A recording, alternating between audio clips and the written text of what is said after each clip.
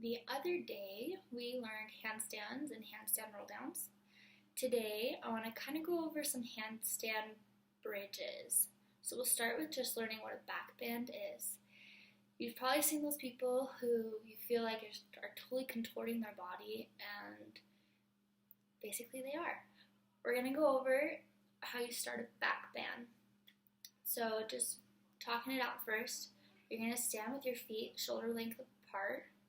You're going to stick your arms up by your ears. And then you begin by pushing your hips forward and putting your chest back. Now, a big part of this is if you don't put your head back with it when you go back to bend, you probably won't get over right. You might land on your back instead. So make sure that when you are pushing your hips forward, you're leaning backwards, and then your head falls back with it. And they look, as your hands are going back with you, you look at your hands, and you land, and you go into a back bend.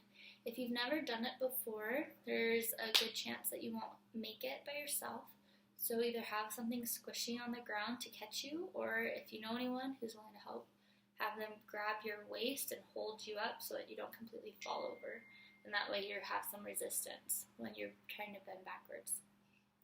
So I'll show you a little bit of what I mean. So first you're going to be standing basically just this much apart. And then I'm going to put my arms up by my ears, stick my hips forward, and I'm going to look all the way back. Then you're going to bridge. And I'm looking at my hands, and you can just fall down. Or if you're really good, you pull back up. You just use your hips, pulling them forward every time. To go down, you pull your hips forward. To fall backwards, and then to come up, pull your hips forward and stand up, and the last thing will be your head that comes up. It should be looking back the whole time. You're going to want to pull your head up faster because your head might be feeling kind of like dizzy or whatever because there's blood rushing to it. But if you can just hold out just until the end, then you'll for sure make it up without falling back down. So there's a back bend. Start practicing. Okay, now I want to go over what a handstand bridge.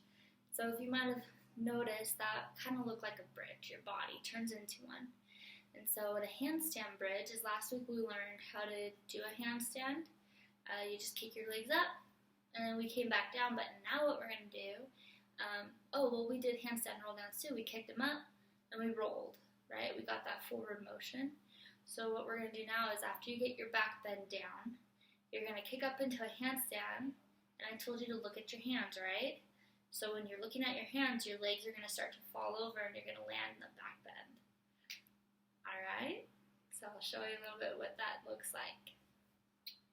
So you're going to be standing, again, with your dominant leg in front, arms up by your ears, and you're going to do a handstand. You're going to kick up, hold it, look at your hands, and then let your feet fall flat. So I'll scoot back so you can see it. So you're going to go up, handstand, and fall. And that's your handstand back bend. So there's a handstand bridge. If you have any questions, you can either leave a note at the bottom or ask a friend if you know anyone who knows more that can help you with any of these tricks. Again, use a squishy mat or something that's soft. This is hard. This rug didn't do much. Just in case you do land, you're not far off the ground, so it won't hurt that bad, but it's definitely not comfortable. So yeah, start practicing.